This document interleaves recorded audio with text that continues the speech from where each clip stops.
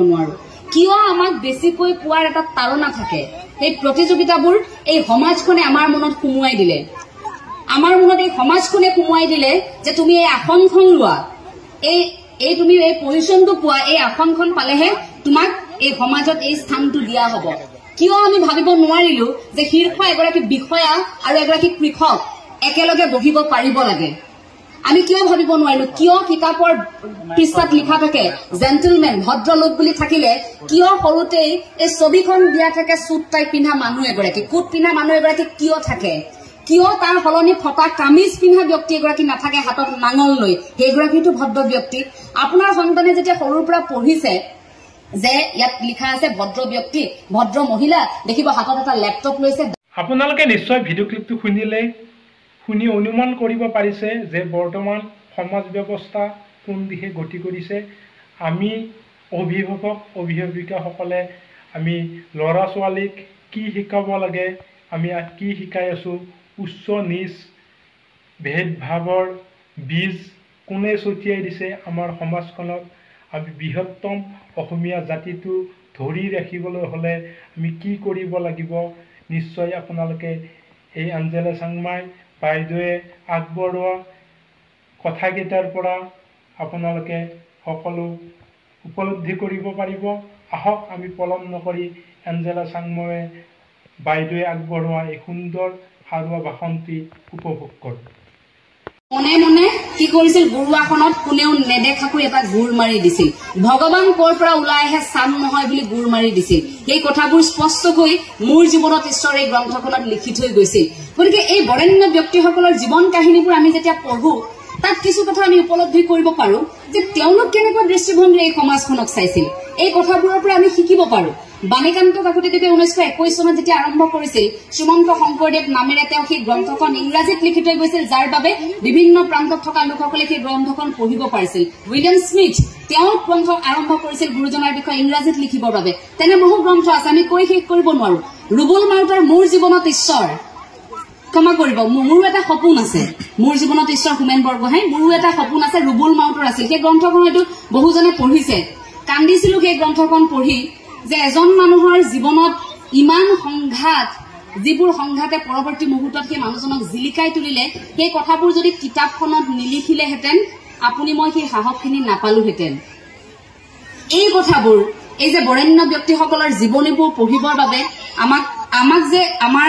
আচাৰ্যসকলে আমাৰ যে ছাৰ বাইদেউসকলে আমাক উদ্বুদ্ধ কৰিলে তাৰ বাবে আমি সদায় কৃতজ্ঞ কাৰণ মুখেৰে আমি শুনি থকা কথা এটা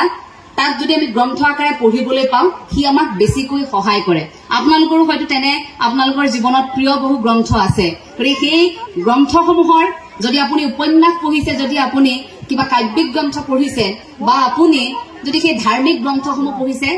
এটাই উপলব্ধি অন্তত আপোনালোকেও কৰে সেই চৰিত্ৰটোৰ মাজত হয়তো আপোনালোকেও নিজক বিচাৰি পায়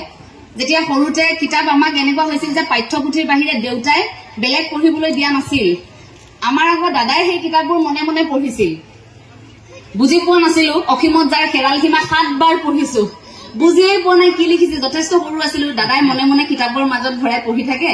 মনে মনে অকণমান সময় আমি তেনেকৈ পঢ়িছিলো পঢ়ি কিতাপখন কিবা এটা ভাল লগা হৈ গল তাৰ পাছত আৰু এখন তেনে গ্ৰন্থ আছিল সেই গ্ৰন্থখন পঢ়িছিলো এই মনে মনে যে কিতাপৰ মাজত যে লুকুৱাই কিতাপখন পঢ়াৰ সেইটো এটা বৰ বেলেগ আমেজ আছিল আৰু মা আহাৰ লগে লগে দেউতা আহাৰ লগে লগে আমি সেইখন লগে লগে জপাই দিওঁ কিন্তু আজিকালি ল'ৰা ছোৱালীৰ কি হৈ যায় মনে মনে তাৰ ভিতৰত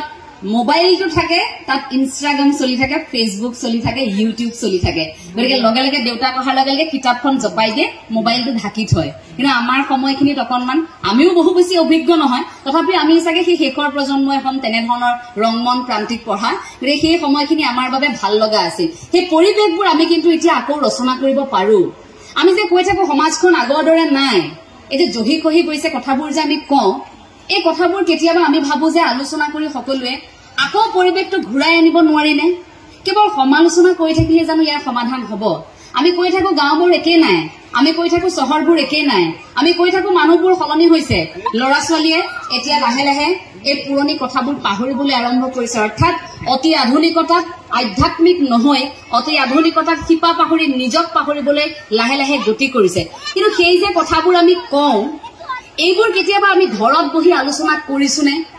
যে আমাৰ ঘৰখনৰ পৰিৱেশটো এনেকুৱাটো নাছিল, এনেকুৱা পৰিৱেশ এটা কিয় হৈছে। প্ৰতিগৰাকী পিতৃ মাতৃয়ে আনৰ সন্তানক পোৱাৰ আগতে নিজৰ সন্তানক কাষতে বহুৱাই কেতিয়াবা সুধিছেনে যে তুমি কোৱাচোন, তুমি যে স্কুললৈ সদায় গৈ আছা, তুমি যে পঢ়ি আছা,